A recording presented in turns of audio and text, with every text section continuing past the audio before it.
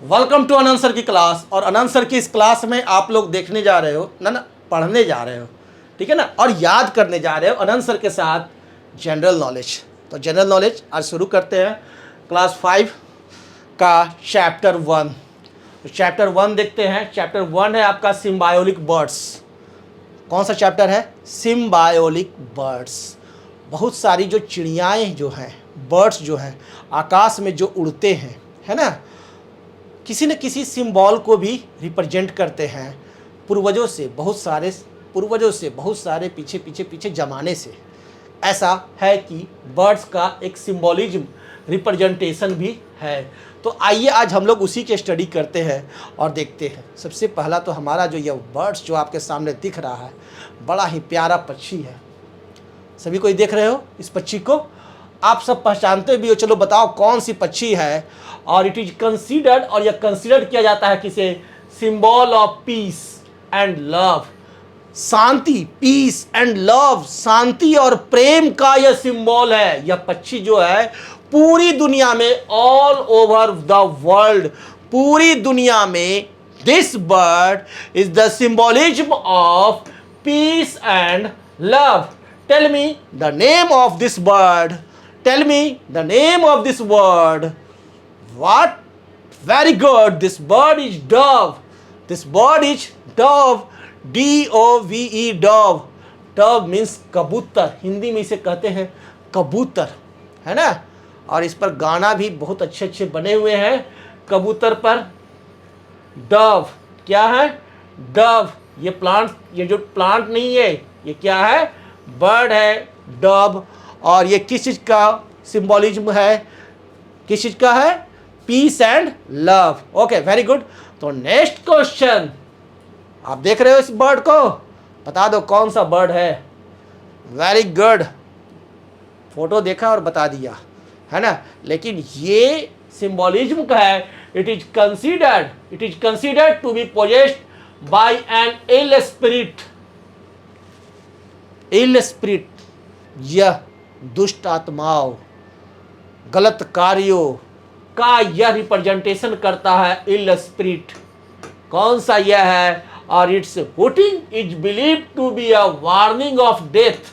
और इसकी हुटिंग जो है, जब बोलता है या इसकी हुटिंग जो है वार्निंग ऑफ डेथ की हुटिंग होती है। इसकी हुटिंग को हम लोग समझते हैं, कंसीडर करते हैं, ऐसा एज्यूम करते हैं, ऐसा सोचते हैं लोग, है ना, ऐसा कल्पना है, ऐसा बोला जाता है, मिथ्या है कि this hooting is warning of death. और यह जो है पोजेस्ट करता है इल स्पिरिट। इस पक्षी का नाम क्या है? इस बर्ड का नाम क्या है? ओल, उल्लू। उल्लू है ना, OWL, ओल, उल्लू। कैसे लिखते हैं? उल्लू, ओल, OWL, ओल, उल्लू। नेक्स्ट क्वेश्चन, अब देख लो ये कौन से पक्षी है। देख रहे हो? It is considered the symbol of disease and death. यह सिंबल है डिजीज और डेथ का।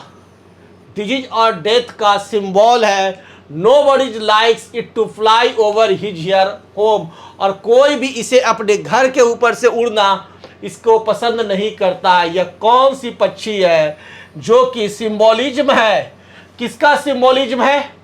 डिजीज का, रोग का। किसका सिंबॉलिज्म है? डिजीज एंड डेथ का, रोग और मृत्यु का। और कोई भी व्यक्ति इस पक्षी को, इस बर्ड को अपने घर के ऊपर से उड़ते हुए जाना पसंद नहीं करता है, जबकि वह बहुत ऊपर से उड़कर जाता रहता है। फिर भी वह, कोई भी बॉडी उसे कोई भी व्यक्ति उसे लाइक नहीं करता है कि हमारे घर के ऊपर से उड़े। इस पक्षी का क्या नाम है? What is the name of this bird? That is the symbolism of disease and death. What? Very good. This bird is Ravan नहीं, रावण से ही बना हुआ है। Raven, RAVEN, raven, RAVEN, raven, काला कौआ। रेवन, काला कौआ। मैं कौआ की बात नहीं कर रहा हूँ, रेवन की बात कर रहा हूँ। RAVEN, रेवन, काला कौआ। सिंबॉलिज्म है डिजीज एंड डेथ का। और कोई भी व्यक्ति अपने घर के ऊपर से इस रावण को नहीं, रैवन को, याद रहेगा, रैवन को अपने घर के ऊपर से उड़ते हुए जाना पसंद नहीं करता है। ओके, तो next, it is considered as a second bird by the Americans. It is believe that the claws and bones of this bird have a power to drive away the illness. ऐसा विश्वास किया जाता है कि इसके जो clause है और इसकी जो बोन्स हैं, इसके क्लॉज है और इसके बोन्स जो है, इसके शरीर में जो बोन्स हैं, वह इसके पास पावर है, इसके क्लॉज और बोन्स को पावर है कि आपके शरीर से रोग को भगा देगा, आपके शरीर से रोग को भगाने का पावर है, ऐसा बिलीव किया जाता है ना। तो यह कौन सी पक्षी है जिसके बारे में ऐसा विश्वास है कि वह बर्ड जो है रोग का दुश्मन है, इलनेस का दुश्मन है, drive away the illness, power to drive away the illness, that bird is eagle. Garuda है ना, विष्णु जी का वाहन, विष्णु जी का वाहन गरुड़, ईगल, गरुड़, गरुड़ राज, ईगल, EAGLE, ईगल, गरुड़। तो नेक्स्ट क्वेश्चन है, it is a very lovely bird, it is a very lovely bird which is known for its sweet melodies,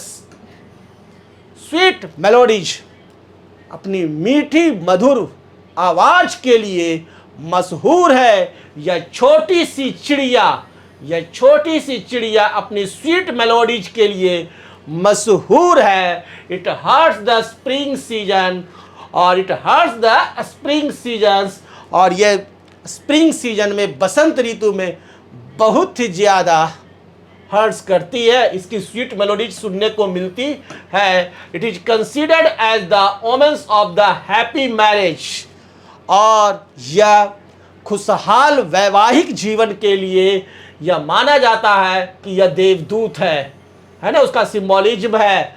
तो यह कौन सी पक्षी है, यह कौन सी बर्ड है जिसकी कुहू कुहू आवाज सुने हैं, किसकी है?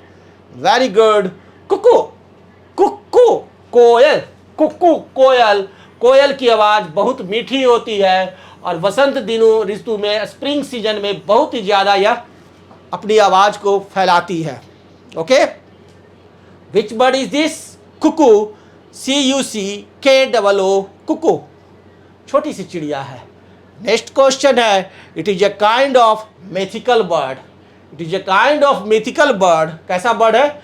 यह एक मिथिकल बर्ड का प्रकार है, दैट नेवर एग्जिस्टेड एक्चुअली, जो वास्तव में मौजूद तो नहीं है, यह एक मिथ्या है। यह बर्ड अभी ऐसा कोई वो बर्ड है नहीं, ऐसा माना जाता है, सोचा जाता है, मिथिकल बर्ड है। और it is believe to be a symbol of immortality, और यह सिंबल है किसका? इमोर्टलिटी का। कौन सा बर्ड है यह जो कि मिथिकल बर्ड है? जो क्या है? मिथिकल बर्ड है, जो कि वास्तव में है नहीं, और यह सिंबल है इमोर्टलिटी का। इमोर्टलिटी मतलब दीर्घायु, अमर हो जाएंगे, दीर्घायु की, सिंबल ऑफ इमोर्टलिटी की है। कौन सा बर्ड है? चलिए बताइएगा। This bird is phoenix, PHOENIX। इस बर्ड को कहते हैं फोएनिक्स, PHOENIX, फोएनिक्स। इस बर्ड का नाम क्या है? Phoenix. Phoenix is a mythical bird. कैसा बर्ड है? मिथिकल बर्ड है, वास्तव में यह मौजूद नहीं है, नेवर एग्जिस्ट एक्चुअली, और सिंबॉलिज्म ऑफ इमोर्टलिटी। सभी को याद हो गया? Very good. It is considered to be the symbol of long life, लंबी आयु के लिए। इन मेनी एशियन कंट्रीज, बहुत सारी एशियन कंट्रीज में लंबी आयु के लिए, दीर्घायु के लिए यह बर्ड जो है वह सिंबॉलिज्म है। इस बर्ड को क्या कहते हैं? बहुत सारे एशिया के देशों में, एशियन कंट्रीज में यह सिंबॉलिज्म है लॉन्ग लाइफ का। What is the name of this bird? Tell me, hurry up. What is the name of this bird that is the symbolism of long life? Crane, CRANE, crane. The name of this bird is crane, CRANE, crane. Next question, it is considered as the symbol of good fortune. good fortune, good fortune माने अच्छे भाग्य, ठीक है ना, अच्छे भाग का symbolism है. some folklores say that it is the spirit which delivers babies. Okay, तो सिंबल ऑफ गुड फॉर्च्यून, ये जो बर्ड देख रहे हो ना, इस बर्ड का क्या नाम है? Tell me, symbol of good fortune, tell me what is the name of this bird that is the symbol of good fortune. इसका दिखना अच्छे भाग्य है, यानी कि आज हमारा भाग्य अच्छा रहेगा, है ना, आने वाला समय अच्छा रहेगा. तो symbol of good Fortune, the bird is stork, the bird is stork सारस. इस बर्ड का नाम क्या है? सारस, stork. Stork is the symbolism of good fortune, good fortune. And the next topic is extinct animals. extinct animals, विलुप्त जानवर, वो जानवर जो पहले तो इस धरती पर थे, या जल में थे, या हवा में उड़ते थे, इस पृथ्वी पर विचरण करते थे, लेकिन आज नहीं है. वैसे जानवर को हम लोग क्या कहते हैं? एक्सटिंक्ट एनिमल्स, विलुप्त जानवर, यानी पहले यहाँ थे लेकिन अब नहीं है. Animals that are no longer existing are called extinct animals. वह एनिमल्स जो कि आज नहीं है लेकिन पहले थे, तो उन जानवरों को हम लोग कहते हैं क्या? एक्सटिंक्ट एनिमल्स, विलुप्त जानवर.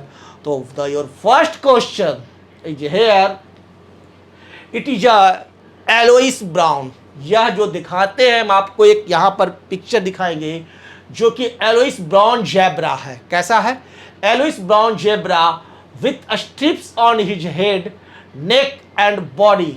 आप देख लीजिए, यह जो आप देख रहे हैं, यह आपको जेब्रा की तरह दिखने वाला है, लेकिन जेब्रा है नहीं. यह वास्तव में जेब्रा नहीं है, लेकिन दिखता है जेब्रा की तरह ही.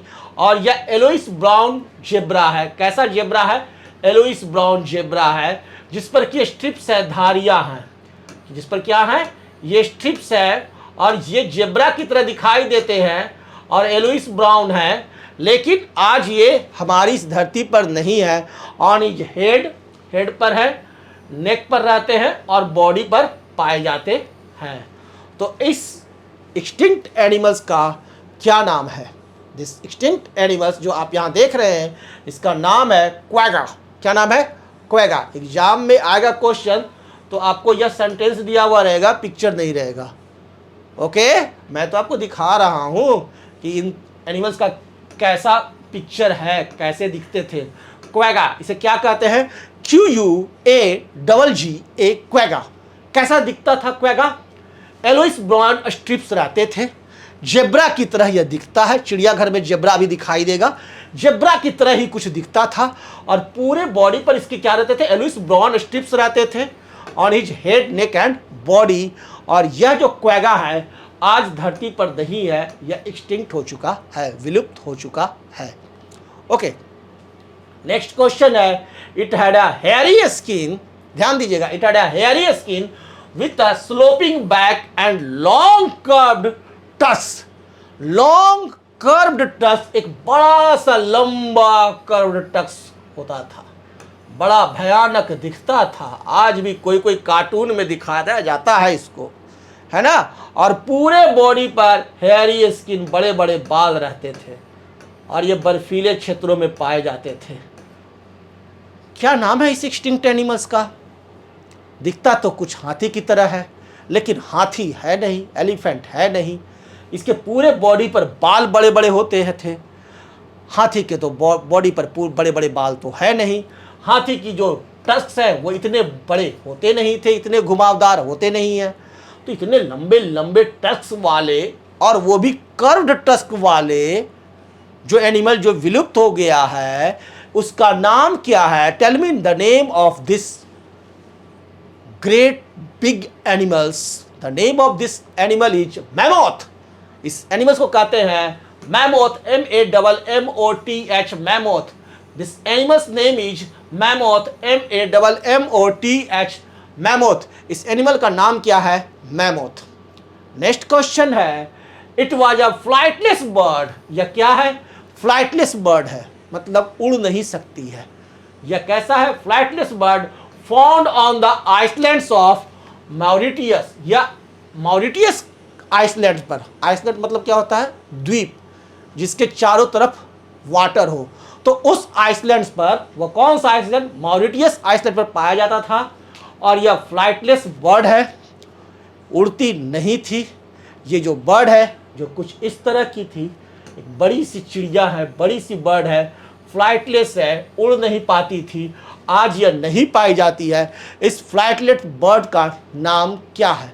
What is the name of this flightless birds that was found on islands of Mauritius? कहाँ पाया जाता था? Islands of Mauritius. That bird is dodo, that bird is dodo. Dodo is a flightless bird. Dodo क्या है? Flightless bird है। Dodo found on the islands of Mauritius. Dodo found on the islands of Mauritius. Next question, it was a giant flightless bird. Giant मतलब राक्षस की तरह, बड़ा है ना, बड़ा, बहुत बड़ा फ्लाइटलेस बर्ड था। इट लिव्ड इन पेंटागोनल, यह रहता कहाँ था? पेंटागोनल में रहता था। एंड स्टूड 8 फीट टॉल, और लगभग यह 8 फीट लंबा था। कितना लंबा था? 8 फीट लंबा यह बर्ड था। और यह जेंट फ्लाइटलेस बर्ड यानी उड़ नहीं सकता है, ठीक है ना, आज नहीं पाया जाता है। टेंशन मत लो, 8 फीट का यह बर्ड है ना, ओके, आज नहीं पाया जाता है, एक्सटिंक्ट एनिमल्स है। And this bird is Phorusrhacos. Phorusrhacos, PHORUSRHACOS, Phorusrhacos, okay. तो नेक्स्ट क्वेश्चन है, it was much bigger than the cow, यह काउ से बहुत ज्यादा बड़ा है। इट वॉज था, है नहीं, इट वॉज था। It was much bigger than the cow, यह जो काउ होती है, हमारी जो गाय है, इससे बहुत ज्यादा बड़ी थी। इट हैड लॉन्ग हॉर्न्स, और इसके पास लंबे हॉर्न्स थे, इसकी जो सींग थी वो लंबी थी। दैट पॉइंटेड फॉरवर्ड्स, जो कि आगे की तरफ पॉइंटेड रहती थी और लंबी रहती थी, और गाय की तुलना में यह बहुत बड़ी होती थी। और यह आजकल नहीं पाए जाते, एक्सटिंक्ट हो चुके हैं। इस एनिमल्स का क्या नाम है? What is the name of this animal that was much bigger then cow and that horse was very long and pointed forwards, और आगे की तरफ निकले हुए रहती थी कि कोई आएगा तो मारेंगे या मार के उखाड़ देंगे। तो दैट एनिमल इज ओरोकस, इस एनिमल्स का नाम है ओरोकस। यह ओरोकस जो है एक्सटिंक्ट एनिमल से आज नहीं पाए जाते हैं। ओरोकस बिगर देन द काउ। और इसका दूसरा पहचानने का तरीका क्या है कि इसकी हॉर्स जो है वो बड़ी होती थी और आगे की तरफ फॉरवर्ड रहती थी, जैसे कि लगता है कि तलवार, बाहर की तरफ 2 तलवार निकला हुआ है, जैसे ही कोई आओगे तो घुसा देगा पेट में, ओके। तो this animal is aurochs, this animal was aurochs, आज नहीं है, this animal was aurochs, okay.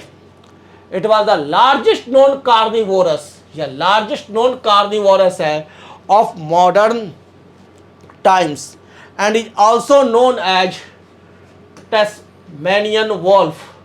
इसको ऑल्सो कहते हैं टेस्मेनियन वॉल्फ, ठीक है ना। ये कार्निवोरस है, सबसे बड़ा कार्निवोरस था, और इसको कहते हैं क्या? Tasmanian wolf.